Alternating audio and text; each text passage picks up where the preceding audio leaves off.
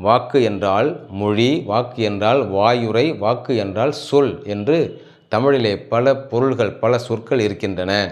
இங்கே வாக்கு என்ற அந்த முன்னொட்டாக பயன்படுத்தி தமிழில் இருக்கக்கூடிய சில சொற்களையும் வடமொழிகளையும் பயன்படுத்தி நாம் சில சொற்களை கையாளுகின்றோம். அந்த வகையில் வாக்கு கூட்டல் மூலம் வாக்கு மூலம், வாக்கு கூட்டல் இயம் வாக்கியம், வாக்கு கூட்டல் வாதம் வாக்குவாதம், இந்த 3 சொற்களை மட்டும் இன்று எடுத்துக்கொள்வோம்.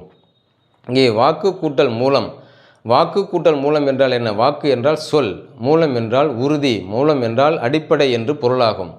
அந்த இடத்திலே வாக்கு மூலம் என்றால் வாக்குறுதி என்று பொருளாகும்.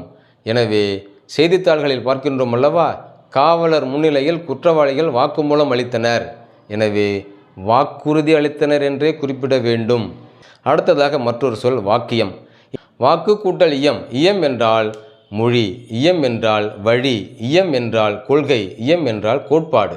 இங்கே வாக்கியம் என்றால் சொற்றொடர் என்று பொருளாகும். வாக்கியம் என்ற அந்த வட சொல்லிற்கு இணையாக சொற்றொடர் என்ற சொல்லை, அந்த சொல்லை பயன்படுத்துவோம். இங்கே இயம் என்ற அந்த பின்னொட்டாக பயன்படுத்தக்கூடிய அந்த சொல்லை பார்க்கலாம். காந்தியம், மார்க்சியம், இந்த சொற்களை பார்க்கின்றோம். இங்கே காந்தியம் என்றால் என்ன, மார்க்சியம் என்றால் என்ன, வழி என்று சொல்லை பார்த்தோம் அல்லவா. இங்கே கொள்கை, கோட்பாடு. இங்கே காந்தியினுடைய நெறியை, காந்தியினுடைய கொள்கையை பின்பற்றுபவன், மார்க்சினுடைய கொள்கையை பின்பற்றுபவன் என்று அந்த பொருள்களிலே அங்கே பின்னொட்டாக பயன்படுத்துவதை பார்க்கின்றோம். அடுத்ததாக மற்றொரு சொல் வாக்குவாதம் என்பதாகும். இங்கே வாதம் என்ற அந்த வட சொல்லினுடைய தமிழ் சொற்களை பார்க்கலாம். வாதம் என்றால் வழி, காற்று, மற்றொன்று அதனுடைய வழக்கு என்று ஒரு சொல்.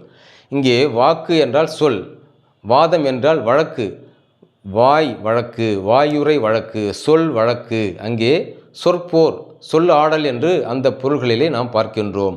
எனவே அவர்கள் இருவரும் பேசிக்கொண்டிருக்கிறார்கள், திடீரென்று வாக்குவாதம் முற்றப்போகிறது என்று குறிப்பிடுகிறோம். அவர்கள் பேசிக்கொண்டே இருந்தார்கள், வாக்குவாதம் வந்துவிட்டது, வாக்குவாதம் ஆகிவிட்டது. வாக்குவாதம் என்றால் சொற்போர், சொல்லிலே சொல்லாடல் ஆகிவிட்டது, சொல் வழக்காகிவிட்டது, சிக்கலாகிவிட்டது என்று பொருளாகும்.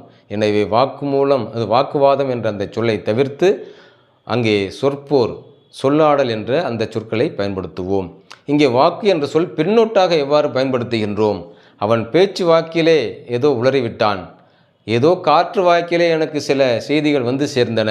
இங்கே வாக்கு என்ற அந்த பின்னொட்டு சொல்லானது எந்த பொருள்களிலே கையாளப்படுகிறது என்றால், இங்கே வாக்கு என்றால் அந்த தன்மையில், வகையில், அந்த நிலையில் என்ற பல பொருள்களிலே அங்கே பின்னொட்டாக பயன்படுத்தி வருகின்றோம். எனவே வாக்கு என்ற சொல்லை முன்னொட்டாக வைத்து சில சொற்களை பின்னொட்டாக நாம் பயன்படுத்துவதை பார்த்தோம். இனி அடுத்து ஒரு காணொளியில்